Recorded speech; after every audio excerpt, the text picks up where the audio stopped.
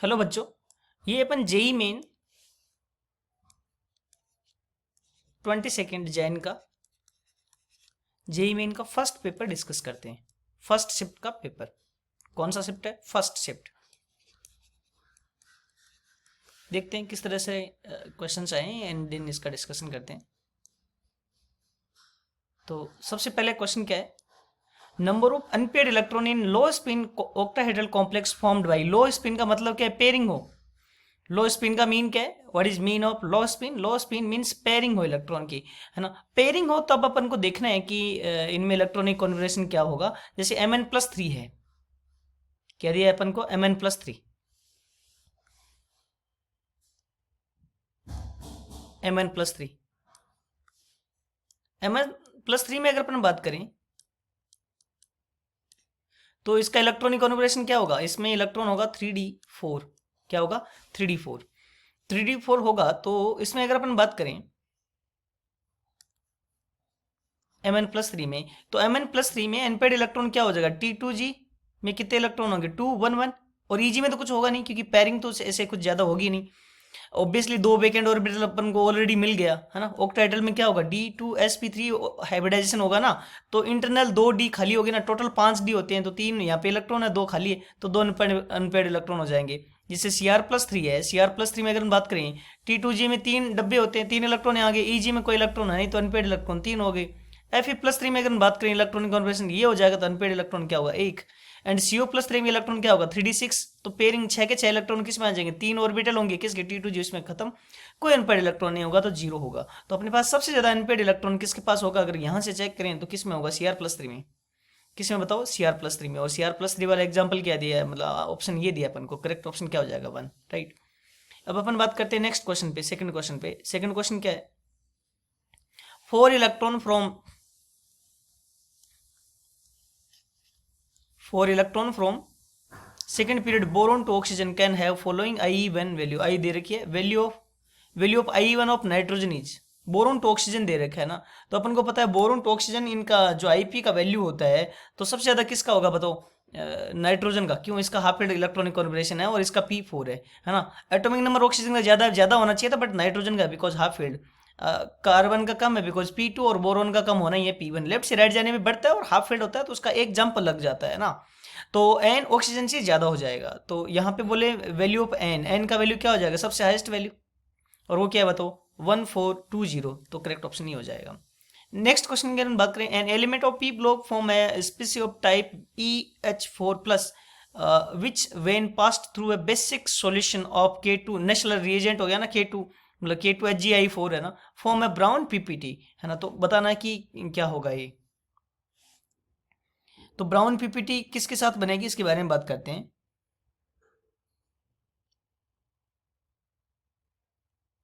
तो brown PPT अपन को पता है किसकी वजह से बनता है? HgNH2I इसकी वजह से बनता है ना। अब तो EH4 क्या होता है? NH4+ या PH4 हो सकता है, तो PH3 का तो वैसे ही टेस्ट नहीं होता, तो बचता अपने पास यही है NH4+ ही, है ना। अब ये बोलो इलेक्ट्रॉन एफिनिटी अपने ग्रुप में मैक्सिमम नहीं होता, सल्फर की होती है, सॉरी फॉस्फोरस की, है ना। नीचे जाने पे बढ़ती है।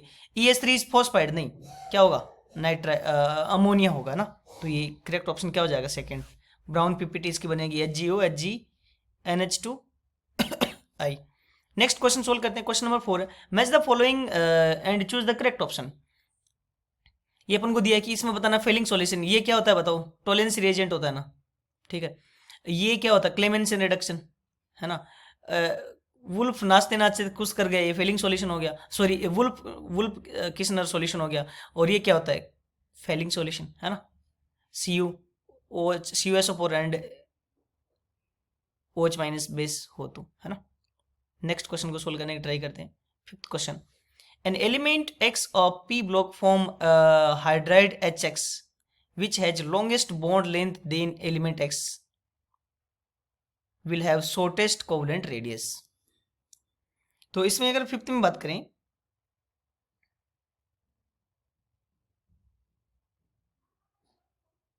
Element X of P block form hydride क्या होगा? P ब्लॉक HX बनाएगा which has longest bond length then element X will have the shortest covalent radius.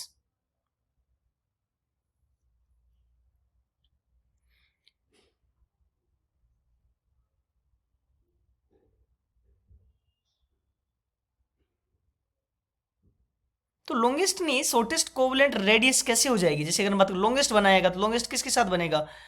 P block में नीचे जाने पर पी ब्लॉक में क्या होता है, साइज भी बढ़ती है, तो कोवलेंट रेडियस भी बढ़ेगी। साइज बढ़ेगी तो कोवलेंट रेडियस बढ़ेगी, है ना?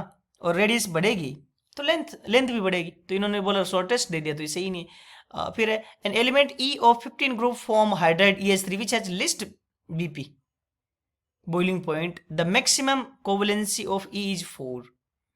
चलो मैक्सिमम कोवलेंसी 4 हो सकता है,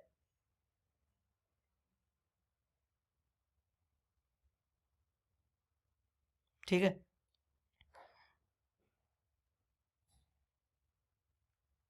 लिस्ट बॉइलिंग पॉइंट किसका होगा बताओ? पी ब्लॉक में 15 ग्रुप में होगा PH3 का।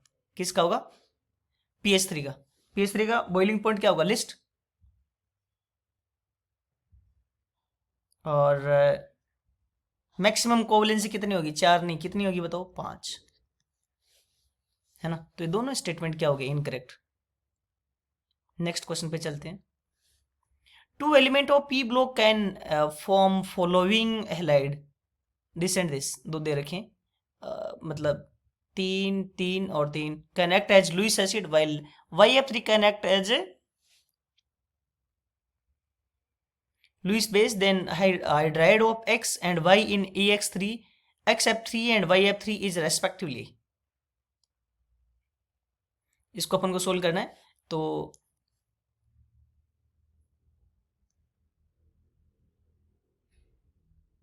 लुईस एसिड कौन होता है? जैसे लुईस एसिड में वेकेंट ऑर्बिटल होना चाहिए, और वेकेंट ऑर्बिटल पी ब्लॉक में 13 के पास ही होता है वेकेंट ऑर्बिटल, बाकी के पास वेकेंट ऑर्बिटल नहीं होता। लुईस बेस की तरह ही काम कर सकता है मतलब। और 3 हैलाइड या तो 13 में बनता है, ग्रुप 13 में, या 15 में बनता है। तो 13 में क्या हो जाएगा? BF3, और 15 में क्या हो जाएगा? NF3। 15 में ये लुईस बेस हो गया और ये लुईस एसिड हो गया, वेकेंट ऑर्बिटल है ना? इसका हाइब्रिडाइजेशन sp2 हो गया और इसका हाइब्रिडाइजेशन sp3 हो गया।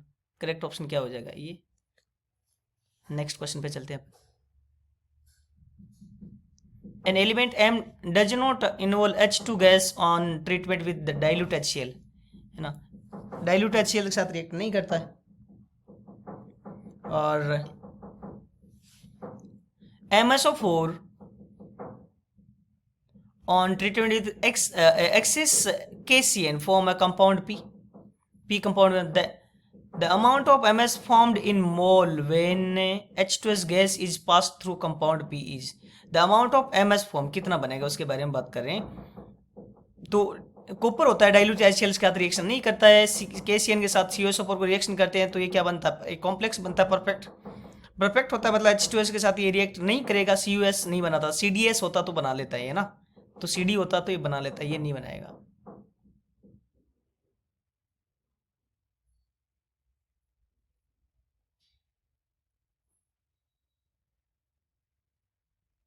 तो अमाउंट कितना बनेगा? कुछ भी अमाउंट नहीं बनेगा, जीरो अमाउंट बनेगा। यस और नो? नेक्स्ट क्वेश्चन सोल्व करने की कोशिश करते हैं अपन। 8 number. consider the structure of HNO3। HNO structure consider करते हैं। The select the option which है फॉर्मल चार्ज ऑफ 1 2 3 एंड 4 के बारे में बताना है। अब अपन को इसके बारे में पता है वैसे। N पे क्या होता है? प्लस चार्ज, और इस O पे क्या होता है? माइनस चार्ज, है ना? और बाकी पे कोई चार्ज का मतलब नहीं होता, बाकी पे कोई चार्ज का मतलब नहीं होता। तो 1 पे क्या चार्ज हो जाएगा? -1। 2 और 3 पे कोई चार्ज नहीं होगा, 4 पे क्या हो जाएगा? +1। तो ये करेक्ट ऑप्शन हो गया अपना, ठीक है। क्वेश्चन नंबर 9 पे चलते हैं अपन। CH3Br एंड देन ये CH3OH oblique NU, correct order of rate of this reaction for the given nucleophile. Nucleophile देखना है किस मीडियम में बताओ? पोलर प्रोटिक सॉल्वेंट में। CH3OH क्या? पोलर प्रोटिक सॉल्वेंट है ना, पोलर प्रोटिक सॉल्वेंट। और पोलर प्रोटिक सॉल्वेंट में अपन को पता है कि न्यूक्लियोफिलिसिटी क्या होती है। साइज छोटी होती है तो हाइड्रेशन ज़्यादा हो जाता है, साइज बड़ी हो जाती है उसकी एक्चुअल में, और न्यूक्लियोफिलिसिटी क्या हो जाती है? कम हो जाती है। तो सबसे ज़्यादा अच्छा न्यूक्लियोफाइल क्या होगा? I-। जितनी साइज बड़ी होगी तो उसका हाइड्रेशन कम होगा और साइज ओवरऑल उसकी साइज क्या हो जाएगी, छोटी हो जाएगी, क्योंकि एफ माइनस का सबसे ज़्यादा हाइड्रेशन होगा, है ना, जितना ज़्यादा चार्ज बाई साइज रेशियो होगा सबसे ज़्यादा हाइड्रेशन होगा, जितना ज़्यादा हाइड्रेशन होगा न्यूक्लियोफिलिसिटी उतनी डाउन हो जाएगी क्योंकि साइज बढ़ गई, है ना। फिर सीट इथाइल अल्कोहल और इथोक्साइड और फिनोक्साइड में इथोक्साइड ज़्यादा होगा बिकॉज फिनोक्साइड में रेजोनेंस है, और एफ माइनस सबसे बड़ा होगा तो इसकी एक्वस मीडियम में सबसे बड़ा होगा तो इसलिए इसकी न्यूक्लियोफिलिसिटी सबसे कम हो जाएगी, ठीक है। फिर चलते क्वेश्चन नंबर 10 पे। SN1 बताना है, कंपेयर रेट ऑफ SN1। इसमें अगर हम बात करें तो इसमें तो SN1 होगी नहीं, है ना, इनमें भी नहीं होगी, बट दोनों में अपन को चेक करना है कि पॉजिटिव चार्ज कहाँ ज़्यादा है, तो पी में फ्लेक्सिबिलिटी ज़्यादा है, पी में फ्लेक्सिबिलिटी ज़्यादा तो इसमें थोड़ा आसानी से बन जाएगा और इसमें मुश्किल से बनेगा। फिर यहाँ पे 3 फिनाइल का रेजोनेंस और इसमें 2 फिनाइल का रेजोनेंस है, मतलब तो सबसे ज़्यादा किस में होगी, आर में, फिर एस में, और फिर किस में होगी बताओ, पी में एंड देन क्यू में, पी में एंड देन क्यू में, ये हो जाएगा। बिकॉज इन दोनों में नहीं होनी चाहिए कि, बट कंपेरेटिवली पी में थोड़ा आसानी से हो जाएगा बिकॉज यहाँ पे प्लस चार्ज आने की फ्लेक्सिबिलिटी ज़्यादा है थोड़ी सी, मतलब तो प्लस चार्ज आने की टेंडेंसी ज़्यादा होगी, ठीक है। नेक्स्ट क्वेश्चन है phenol plus chloroform KOH major product है बताना है और माइनर प्रोडक्ट बताना है। Major product is ortho substituted product and minor is para substituted product. तो ऑर्थो होगा ऑब्वियसली इसमें, ऑर्थो क्यों होगा बताओ, ऑर्थो में एच बॉन्डिंग होगी, ऑर्थो प्रोडक्ट में क्या होगा, एच बॉन्डिंग होगी, ये सुनो, और पैरा में एच बॉन्डिंग होगी नहीं, पैरा में एच बॉन्डिंग होगी नहीं, तो पैरा क्या हो जाएगा, कम हो जाएगा, है ना। और ऑर्थो क्या हो जाएगा, माइनर, ऑर्थो मेजर हो गया, पैरा माइनर हो गया, ठीक है। ये चलो ठीक है। Para and ortho substituted product can be separated by steam distillation, yes इनका बॉइलिंग पॉइंट बहुत ज़्यादा अंतर होता है, डिफरेंस होता है, तो ये भी अपन कर सकते हैं। तो दोनों स्टेटमेंट ही क्या बताओ करेक्ट है ना। ये कौन सी रिएक्शन है पता है, Reimer Tiemann reaction, RTR reaction है ये। नेक्स्ट क्वेश्चन पर चलते हैं अपन। Sucrose is dextro rotated, next question है 12 number. Sucrose is dextro rotatory upon by hydrolysis it become levo rotatory, मतलब पहले पॉजिटिव होता है फिर ग्लूकोज और फ्रक्टोज दोनों बन जाता है तो वो लेवर रोटेटरी हो जाता है, ठीक है क्या ये चीज़। तो सेकंड स्टेटमेंट है sucrose on hydrolysis give glucose fructose such that the laevo rotation of glucose is more than dextro rotator, dextro नहीं होता, ये फ्रक्टोज क्या होता है, लीवर रोटेटरी होता है, और ये क्या होता है, ग्लूकोज इज डेक्स्ट्रो रोटेटरी। तो दूसरा स्टेटमेंट गलत है बट पहला स्टेटमेंट सही है, तो एक करेक्ट ऑप्शन क्या हो जाएगा, 1 हो जाएगा, ठीक है। फिर बात करते हैं 13 पे। तो क्वेश्चन दे रखा है ऑर्गेनिक कंपाउंड है ये, तो ऑर्गेनिक कंपाउंड अगर अपना ये हुआ, इसको ऑर्गेनिक कंपाउंड अपन ने लिया, है ना, हिट एंड ट्रायल से भी कर सकते हो, वैसे पता भी चल रहा है कि ऑप्शन से ही पता चल रहा है अमाइड है। अमाइड को KOH ऑब्लिक Br2 के साथ लेंगे, होपमैन ब्रोमाइड रिएक्शन होगा, यहाँ पे क्या हो जाएगा, ये CO चला जाएगा और NH2 आ जाएगा, इसका डाइएजाइडेशन करेंगे तो ये NH2 किस में बदल जाएगा, N2 plus oblique Cl minus का। इसका रिएक्शन अपन किसके साथ करें, CuCN के साथ, किसके साथ, CuCN, तो CN लग जाएगा, और इसका हाइड्रोलिसिस किया तो कार्बोक्सिलिक एसिड बन जाएगा, और इसका KMnO4 के साथ रिएक्शन करेंगे तो ये भी कार्बोक्सिलिक और ये भी कार्बोक्सिलिक, और इसके दो ही टाइप का हाइड्रोजन होंगे, है ना। इसका अगर KMnO4 के साथ रिएक्शन करेंगे अपन, किसके साथ, KMnO4 के साथ रिएक्शन किया तो ऊपर वाला भी क्या बन जाएगा, कार्बोक्सिलिक एसिड। तो इसके पास 2 टाइप का हाइड्रोजन है, एक तो बेंजीन से अटैच हाइड्रोजन और एक किससे, कार्बोक्सिलिक एसिड से अटैच हाइड्रोजन, है ना। इस कंपाउंड को ओरिजिनल कंपाउंड से ये भी बना सकते हैं, इसने ये भी बोला है स्टेटमेंट में कि तुम है ना इस ओरिजिनल कंपाउंड को इससे सीधा ये भी बना सकते हो भाई, जस्ट क्या hydrolysis H plus oblique H2 करोगे तो क्या होगा, मतलब NH3 भाग जाएगा और उसकी जगह वो H आ जाएगा। तो अपना करेक्ट ऑप्शन क्या हो जाएगा बताओ, third, which will be correct option, third will be correct option, ठीक है। नेक्स्ट क्वेश्चन सोल्व करने की ट्राई करते हैं अपन। नेक्स्ट क्वेश्चन है 13। 2 कंपाउंड दे रखे अपन को, Q has more minus delta और लेसर माइनस डेल्टा के बारे में बात कर रहा है।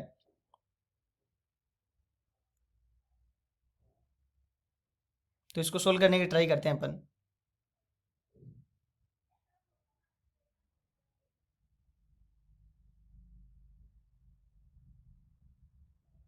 क्वेश्चन है Q has more delta -1 chlorine than, अगर इन दोनों में बात करें ईएन डिफरेंस किस में ज्यादा है, पहले में ज्यादा है, इस पे प्लस डेल्टा और इस पे माइनस डेल्टा ज्यादा आएगा एज कंपेयर टू क्यू के कंपेयर में, ठीक है। तो ये तो गलत है, गलत हो गया। Q has more dipole moment than P, ये बोल रहा है क्यू का डाइपोल मोमेंट ज्यादा है। क्यू का फिर डाइपोल मोमेंट ही ज्यादा कैसे होगा? लोन पे ये रेजोनेंस करेगा मतलब, तो बॉन्ड शॉर्टर हो जाएगा कि प्लस माइनस ज्यादा डेवलप हो जाएगा पहले में, नहीं क्या? और प्लस माइनस ज़्यादा डेवलप होगा तो जितना ज़्यादा चार्ज डिफरेंस होता है उतना अच्छा क्या होता है, अपना डाइपोल मोमेंट होता है।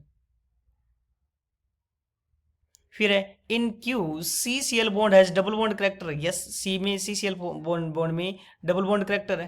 डी बोल रहा है in Q C L is attach to S P two hybridize carbon atom but in P S P three, ये भी सही है।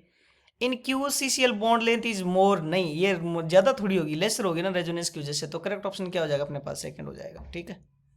Next question है 15. Cycloalkane react with bromine. During reaction, 1 mole of cycloalkane consume 1 mole of Br2, then form a Y product Y. Product Y has carbon and Br ratio, and this the percentage of bromine in product is. ठीक है, तो इसके बारे में बात करते हैं। Cyclohexane, cycloalkane.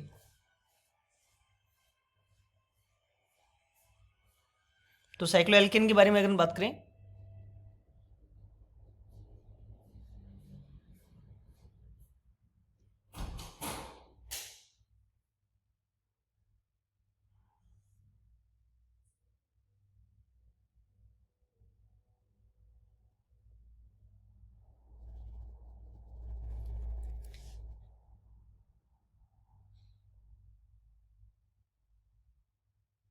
cycloalkane react with bromine during reaction, 1 mole of cycloalkane consume 1 mole of Br2, then form a product Y.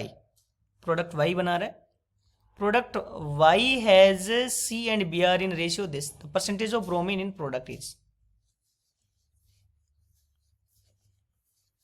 तो प्रोडक्ट में अपन को पता है कार्बन और ब्रोमीन किस रेशियो में है। जैसे कार्बन X है तो Br क्या है बताओ? 3:1 है ना। अगर कार्बन 3x है तो Br कितना है? x है ना। यही तो रेशियो दे रखा है लेने, मतलब ये प्रोडक्ट के बारे में बात कर रहे हैं, परसेंटेज बताना अपन को। अब अगला बोल रहा है कि साइक्लोएल्केन है, मतलब पता नहीं अपन को ये 3x है ना, ये तो 3x रहेगा, चेंज होगा नहीं मतलब। H के बारे में पता नहीं, तो लेट सपोज ये Y है, ये Br2 के साथ रिएक्ट कर रहा है और दो दो रह रहा है, मतलब समझ पा रहे हो? एक मोल मतलब 2 Br इन हो रहा है, मतलब 2 Br इन हो रहा है, तो Br की वैल्यू 2 है यहाँ पे, तो C का वैल्यू क्या हो जाएगा? ये Br तो ये 6 हो जाएगा, ये Br2 हो जाएगा। दिस मीन्स H क्या रहा होगा? H6 रहा होगा। यस और नो? तो यहाँ पे सीधा सीधा तुम परसेंटेज ऑफ Br निकाल सकते हो, है ना। परसेंटेज ऑफ Br क्या होगा? Br का molar mass divide by compound का मोलर मास, है ना। परसेंटेज ऑफ Br क्या होगा? Br का मोलर मास कितना हो जाएगा? 180 इंटू 2 डिवाइड बाई कंपाउंड का मोलर मास क्या होगा ये इसका? 242, 242 इंटू क्या हो जाएगा? 100। तो ये वैल्यू क्या आ जाएगी तुम्हारे पास? अप्रोक्स 66। कितनी? 66, ठीक है। नेक्स्ट चलते हैं 15 पे, 16 पे। Sodium fusion extract of an organic compound has was treated with chloroform, then violet color of halogen appear. If 0.5 gram of organic compound gives this much gram of silver halide, then find the percentage of halide in organic compound. तो percentage of halide बताना है।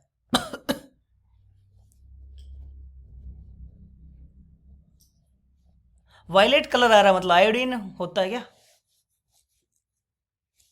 Halogen का violet colour iodine होता है, ये सुनो। तो percentage of आई बताना है।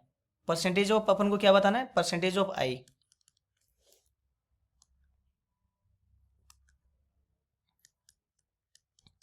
तो क्या हो जाएगा? आई का वेट डिवाइड बाई कंपाउंड का वेट इंटू 100, है ना। अब इसको सोल्व करते हैं अपन। अगले ने बोल रखा है कंपाउंड आयोडीन का weight, this much gram of silver halide बनता है कितना? सिल्वर हेलाइड का अपन को मिलता है 0.1, मतलब AgI। AgI 0.1 है, डिवाइड बाई AgI का मोलर मास कितना हो जाएगा? 235 इंटू क्या होगा फिर?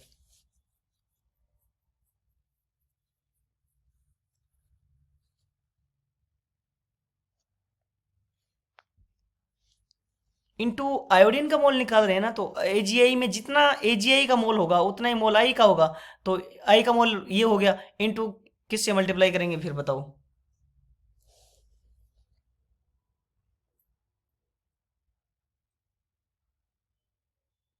किससे मल्टीप्लाई करेंगे? मोलर मास से। किसका मोलर मास? आयोडीन का। और आयोडीन का मोलर मास कितना होता है? 127, है ना। डिवाइड बाई कंपाउंड का वेट कितना है? 0.15, और इंटू क्या हो जाएगा? 100। ये परसेंटेज आ जाएगा कितना? 43.23%। ये समझ आएगा क्या बोल रहा है कि कंपाउंड AgI एक्चुअली क्या बनेगा अपने पास? आयोडीन कलर, मतलब वायलेट कलर आ रहा है, मतलब AgI बन रहा है तुम्हारे पास। ठीक है, नेक्स्ट क्वेश्चन सोल्व करने की ट्राई करते हैं अपन। 17, which of the following graph is correct between log P versus log x CO2? Partial pressure है and x is mole fraction of CO2 in this solution. अब अपन को पता है हेनरीज लॉ के अकॉर्डिंग क्या होता है? According to Henry law, pressure of P equals to क्या हो जाएगा? Mole fraction of x CO2 into KH। तो इसको अगर लेंगे अपन तो क्या आ जाएगा? ये लाइन आ जाएगी y equals to mx plus c। तो y equals to mx plus c का ये ग्राफ है ना। नेक्स्ट 18, फॉर द रिएक्शन दे रखी है at 300 kelvin and 180 pressure degree of distribution of A2 gas at equilibrium is this, then percentage का value बताना है x का। तो पहले तो अपन क्या निकालते हैं? केपी का वैल्यू निकाल देते हैं, और केपी अपन को पता है minus delta G. Delta G निकाल सकते हो, minus delta G equals to minus delta G not equals to minus RT ln K equilibrium, यही होगा ना। और डेल्टा जी क्या होगा? प्रोडक्ट माइनस रिएक्टेंट, तो इसको 2 से मल्टीप्लाई करो, माइनस रिएक्टेंट घटा दो, है ना। तो तुम्हारे पास डेल्टा जी का ये वैल्यू आ गया equals to RT ln KP। तो KP का वैल्यू कितना आ गया? 2। अब इस ऊपर वाली रिएक्शन का तुम KP निकाल सकते हो। KP कैसे होगा? Giving to A, right. Alpha का वैल्यू बताना है, तो इसको शुरू में प्रेशर P नोट ले लो, तो फिर क्या होगा? P नोट माइनस अल्फा, और ये क्या हो जाएगा? 2 अल्फा। ये सुनो, तो KP 2 दे रखा है अपन को, तो KP 2 बराबर क्या होगा? ये मैं दोबारा सोल्व कर रहा हूँ। KP 2 बराबर क्या होगा?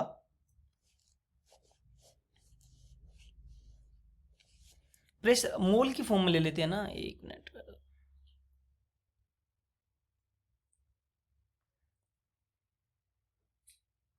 ये P नोट आएगा ना, और ये 1 माइनस अल्फा आएगा। ऐसे तो होता है ना, अपने गलत किया।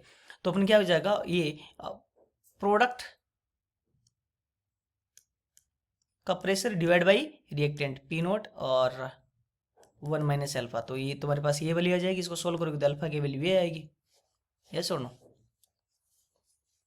आगे क्या अल्फा वैल्यू? तो इसको उन्होंने ऊपर सोल्व करके बता दिया है वैल्यू, है ना। तो ये अपने पास आ जाएगा।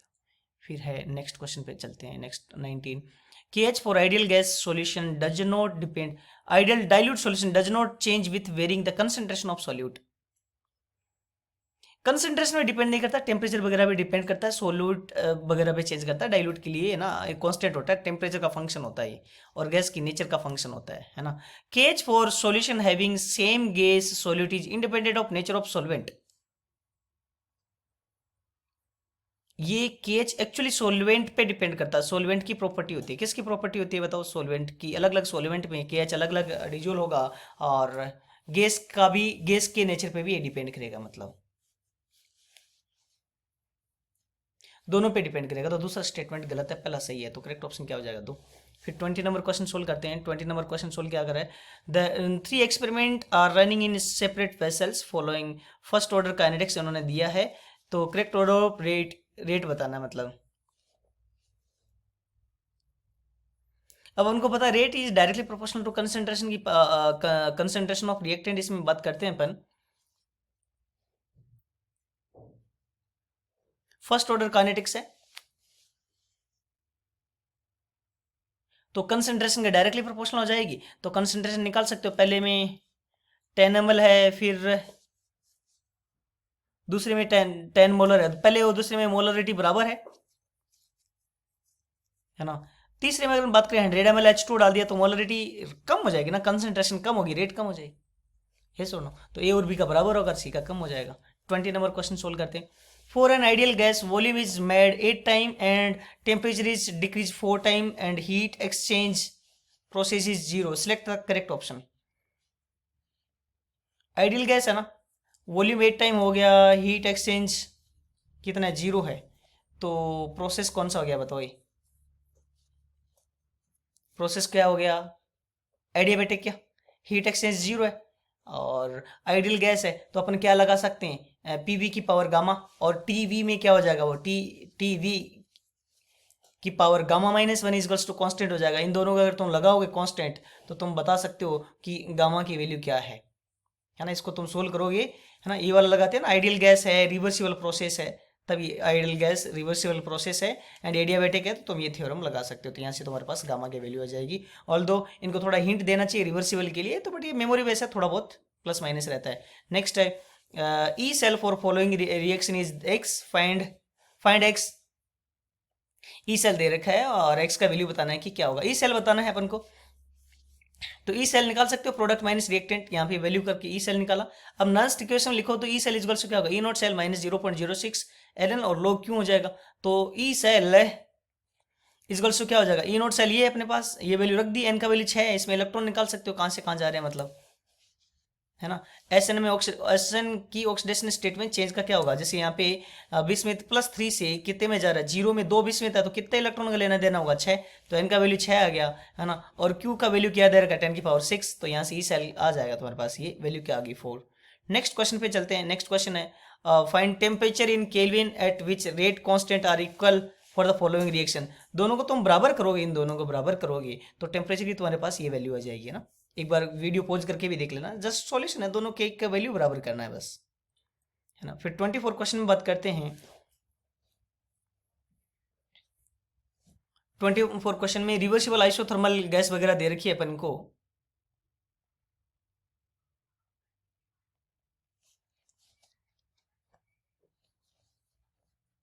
तो क्या निकालना अपन को, सब में वर्क डन वगैरह निकालना है। तो वर्क डन क्या होता है, minus N R T L N V two by V one. जैसे पहले में रिवर्सिबल है ना प्रोसेस, तो वर्क डन क्या हो जाएगा, minus N R T L N V two by V one. दूसरे में वर्क डन क्या हो जाएगा, कैसा प्रोसेस है देख सकते हैं अपन, ऊपर वाला था आइसोथर्मल था, दूसरा है आइसोथर्मल इरिवर्सिबल, तो क्या होगा, पी एक्सटर्नल डेल्टा वी। अगला है कांस्टेंट प्रेशर है, चेंज इन टेम्परेचर दे रखा, सेम चीज इसके लिए होगी, डेल्टा एच बताना है तो डेल्टा एच बता सकते हो ना, NCP delta T. Next question है, नेक्स्ट वाला, इसमें अगर बात करें नेक्स्ट फोर्थ में, 1 मोल आइडियल गैस दे रखा है अपन को, और डेल्टा यू क्या होगा, एनसीवी डेल्टा टी, क्या हो जाएगा, एनसीवी डेल्टा टी। तो वैल्यू पुट कर सकते हो एक बार।